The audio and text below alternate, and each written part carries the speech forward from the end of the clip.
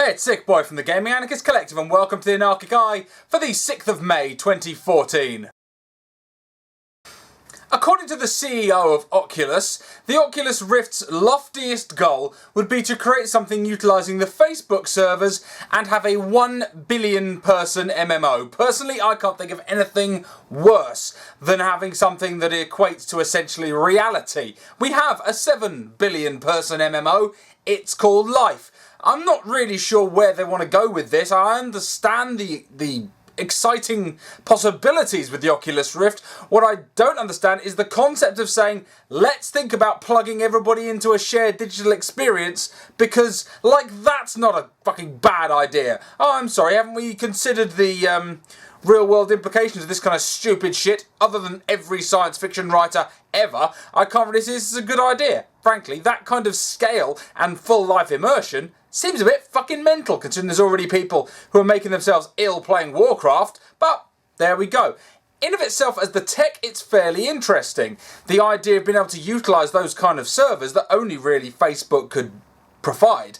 They have such massive servers, they could actually host, in theory, these kind of 1 billion person shared universes. But of course, again, I do question the actual logistical nature of it. Secondly, what precisely is the point? Really? It makes things a bit interesting. Yes, okay, granted, you could have essentially an equivalent of Second Life, only with VR, and I can only imagine people will start wanking themselves to death, but we'll see what happens.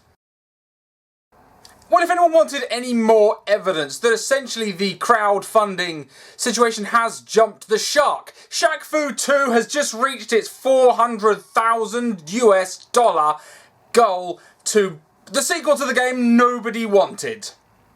Seriously, people, and it turns out that a lot of people actually within the actual developing house, donated significant amounts of money, including $35,000 to have Shaquille O'Neal DJ at a party. Are you fucking mental? This is what's wrong with the public funding. It utilises people with too much money and too much nostalgia. Genuinely, this is the problem. It's relying on people, sort of 80s and 90s kids with a bit of money, who now see something and go, oh, I remember that, yeah, I'll fork money out for that. Half of the Kickstarters are purely down to that kind of recognition of, do you remember stuff when you were young? Now you can buy another version.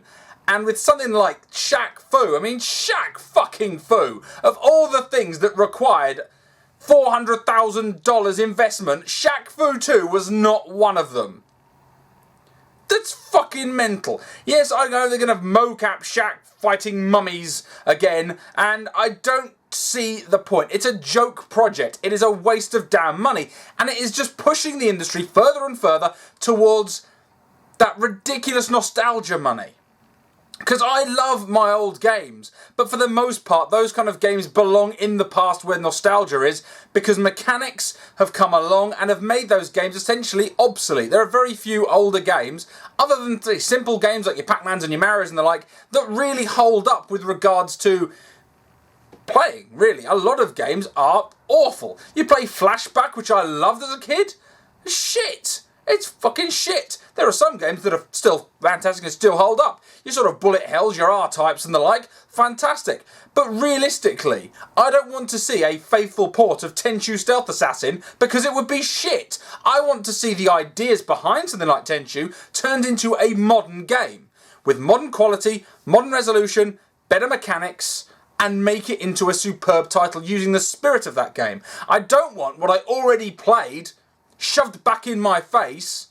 It's a waste of everybody's time and money. We should be moving forward and progressing.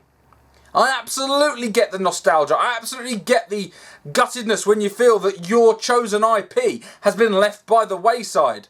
But really, we've seen so many titles from the 80s and 90s plucked out of obscurity, only for people to throw tons of money at them. Hardly any of them have even come to market yet. And some of them never bloody will.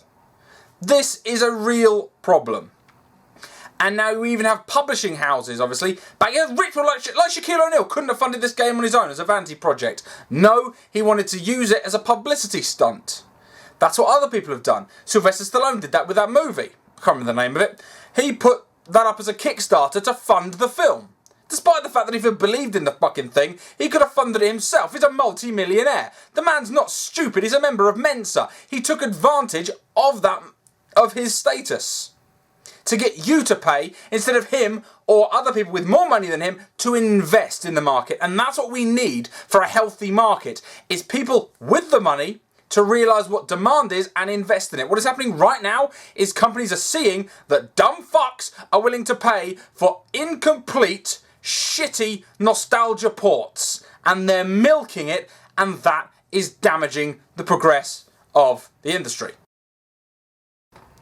Well, speaking of mental money, Activision, one of the world's greatest milkers of franchises, has backed so much money with Bungie for Destiny. I am actually completely gobsmacked that for the first new title in a new IP that is a completely unknown entity, obviously done by Bungie, who are famous for Halo, but really, what else since? I mean, really, they haven't set the world on fire for over a decade now.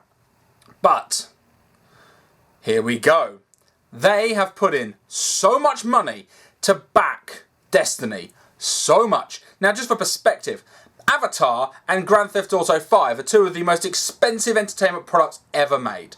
They cost around $200 million a piece. I think Avatar was $237 million, and GTA was around the same with a huge marketing budget. Destiny is coming in. Activision have invested $500 million in this title. That is 5 times what Square Enix spent on Tomb Raider. That is a fucking mammoth amount of money. In order for this game to even break even, it has to sell millions of copies. Not just 5 million copies, it needs to sell 20 million copies even to be viable. Now, for a new IP, that is fucking massive. They have really got to be sure, and I really hope for their financial sake, they have got hundreds of millions of that money has been assigned to a huge marketing push coming up to E3. Because as of right now, I hear literally no excitement for Destiny. I see it as an interesting concept. I see that the idea of a persistent MMO FPS could well be interesting. Could well be something groundbreaking. Could well break up the idea of this just go into a lobby, play the game, go to another lobby, have an open world in which you can form clans and the like, and it's interesting. It is interesting. Will it be well done? Don't know. Is it hype? Well, I hate the hype train as it stands, but really there is no hype. When you think about Titanfall, 6 months ahead of Titanfall's release, holy fucking shit, and this is 4 months ahead of Destiny's release, people were frothing at the mouth. Really, people were going mental about the idea of getting hold of Titanfall. Absolutely mental. People are already hyped about Call of Kevin Spacey. But no one's really hyped about Destiny. And they put that much money behind it. Holy shit, they better be banking on a massive push and a humongous amount of sales. I mean, this is coming in. You know, it's coming in on previous gen consoles, current gen consoles, and it better be the biggest selling game of all time because it costs twice as much as the biggest selling game of all time. This thing better be the most successful game franchise in history, or it is the biggest turkey ever made. Anyway, guys, thanks a lot for watching. You've been looking at the 2020 vision of the Anarchic Eye. I'll catch you guys later.